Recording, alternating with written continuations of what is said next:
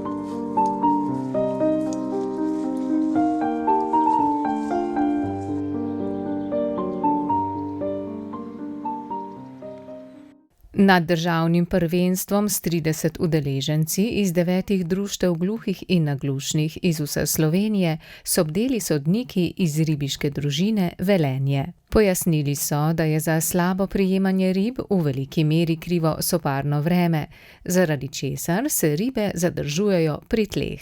Toda z ustrezno tehniko lovljenja in dobro vadbo se da ujeti tudi veliko ribo, je dokazal Ervin Kodrun, z 8189 grami nalovljenih rib zmagovalec letošnjega državnega prvenstva.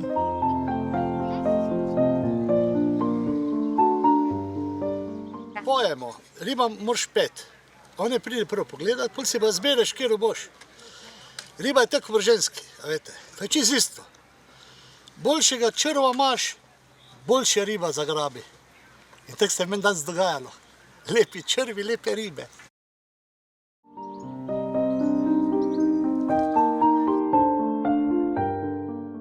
Silvo Škerget je bil s 5353 grami drugi, tretje mesto pa si je s 1700 grami prilovil domačin Edin Buljubašič.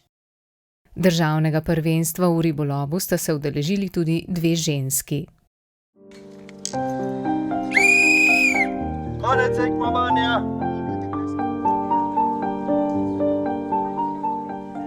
Mislim, da je to pozitivno, kar ženske mora biti enakopravne z moškimi in je to pohvalno, pozitivno in če jih bo v bodoče še več, jaz bom zelo vesel, pa verjetno tudi moški ne bojo imeli nič proti temu, če bo žensk več.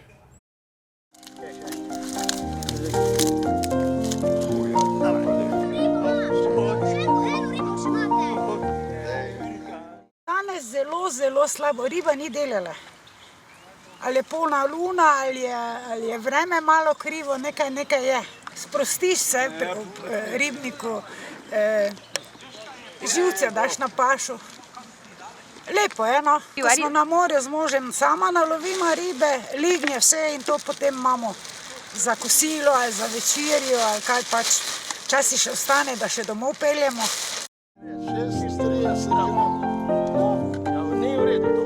Dejansko je to veliko športne sreče, nekaj je tudi mogoče znanja.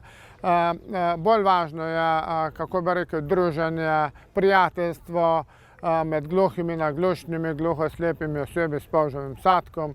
Dejansko je bolj pomembno, da je vedno več tekmovalcev, da je vzdušje sproščeno, veselo.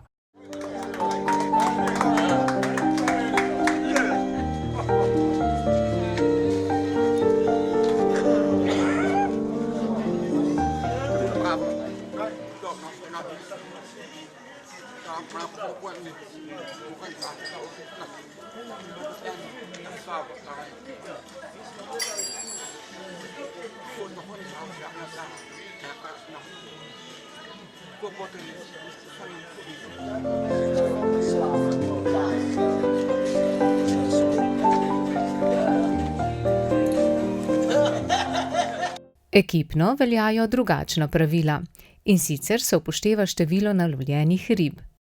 Tako so ekipno slavili domačini, drugi so bili Konjičani in tretji Celjani.